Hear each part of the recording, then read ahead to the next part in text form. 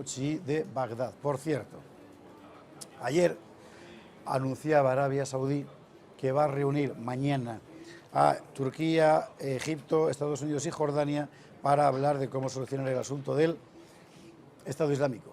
Bueno, curiosamente hoy se ha anunciado que, claro, usted se preguntará, ¿y de esta reunión quién queda fuera? Irán, Rusia. Bueno, hoy Rusia anuncia que intensifica su programa de cooperación comercial con Irán. Bueno, carambolas.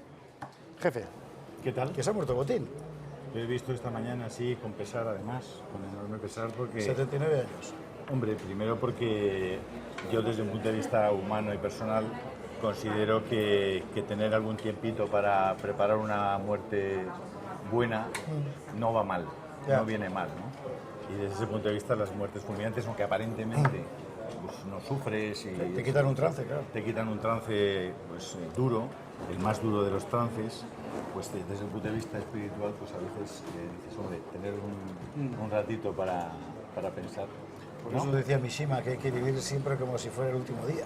Sí, bueno, pero al margen de eso, ¿no? Es decir, ese tránsito, desde un punto de vista de historia de España, porque sin duda alguna Emilio Botín es claramente un personaje ya para la historia y de la historia de España, de la historia financiera de España, de la historia empresarial de España, de la historia también del poder, ¿no? De cómo, es decir, alrededor del poder en el mundo en este momento, pues uno de los ejes y de las columnas del poder es el poder financiero, como lo es el poder mediático, es el poder político, por supuesto.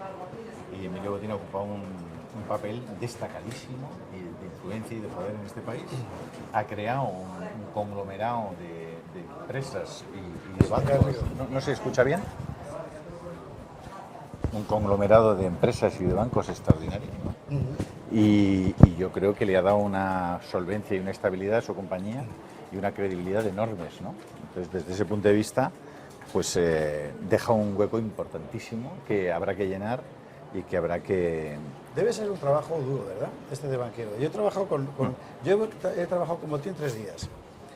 Cuando yo estaba en Cultura, estaba en el patronato de Altamira, del Museo de Altamira, que él estaba apadrinando de muchas maneras, y no solo de la manera económica, y la verdad que poder trabajar en un espectáculo, poder trabajar en Botín, y luego más tiempo, 2 años con Sánchez Asiaí, pues luego no, antes, Sí. el otro con el que trabajé, que son personalidades enteramente distintas. Sí. Sánchez Asiaí era más un intelectual, Sí. y Botín era un puro hombre de acción. Pero debe ser un trabajo que quema mucho, ¿no? Es decir, tienes encima todo, y estás encima de todo a la vez. Sí, lo que pasa es que las cosas tampoco ocurren de repente, ¿no? Es decir, uno se va haciendo en el trabajo, va conquistando posiciones, y vas creciendo con tus propios proyectos, con tus propias empresas, ¿no? O en tu propia empresa, ¿no? O la empresa donde ocupes un cargo de responsabilidad.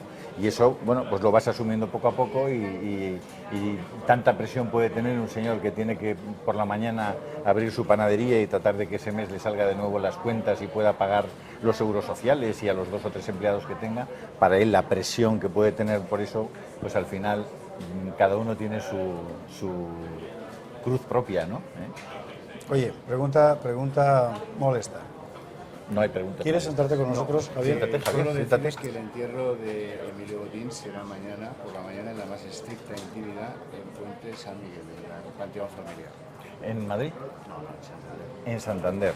En la Pero no hay un cerca funeral de- público. Lo habrá, pero más Pero adelante. eso es más adelante. O sea, es La decir, que están intimidad, trasladando sí. el féretro cuerpo. está en el camino de Santander, donde habrá pues una honra en algún lugar público, quizás en la vieja sede del Banco Santander, y mañana será el entierro en la más estricta intimidad. Él esta mañana tenía preparada una rueda de prensa con Sí. 100 personas.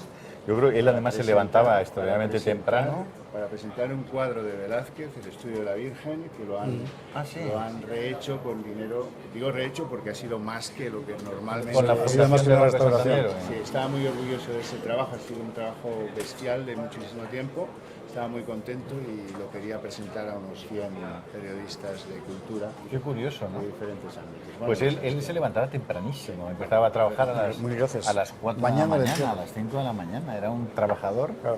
infatigable, llevaba a su equipo con la lengua fuera todo el tiempo, ¿no? Es decir, un personaje que creía en sí mismo y que tenía una enorme fuerza y una enorme capacidad de arrastre, ¿no? Me ha estado contando Enrique Quemada consejero delegado de One to One, que trabajó en Santander y trabajó con el actual consejero delegado, con Javier Marín, que Botín descansaba viernes y sábado y trabajaba el domingo. Entonces el domingo, que era el día para poder pensar, se ponía a trabajar cuestiones de estrategia, estudios, no sé qué y tal, y luego ya tenía, bueno, pues Te iba a hacer una pregunta molesta antes de que apareciera Horcajo, salvíficamente, pero no te salvarás. Y es la siguiente. ¿Es verdad que en todo lo que ha pasado en España en los últimos años, los bancos tienen mucha menos responsabilidad que las cajas? Bien, dicho eso, y advertido eso, porque sería injusto mezclar a todos con todos, la banca española ha pecado de falta de vigilancia en el hundimiento global del país. Vamos a ver. Una pregunta delicada, porque es un asunto delicado. No, yo creo que no tiene... Vamos, que es clarísima la respuesta desde mi punto de vista. Es decir, no tiene nada que ver la extraordinaria y eficiente gestión que han hecho bancos como el BBVA o el Banco de Santander, con un crecimiento además irrestricto en muchas partes del mundo, no solamente en América Latina, sino también en otros continentes, como el europeo o el asiático. Es decir, y es verdad que los bancos españoles no han necesitado dinero público, ni del FROB ni del FRAP. El Banco de Santander, el BBVA, el Banco Popular, un banco extraordinariamente bien dirigido y bien presidido y bien gestionado, es decir, no han necesitado en ningún caso dinero público. El caso del Popular es paradigmático porque hace la operación del Banco Pastor también sin dinero público y sin ayudas, ¿no? Es decir, los accionistas del Popular han creído en todo momento en su banco, los del Banco de Santander también, quienes han producido un verdadero cataclismo financiero han sido los gestores de las cajas de ahorros.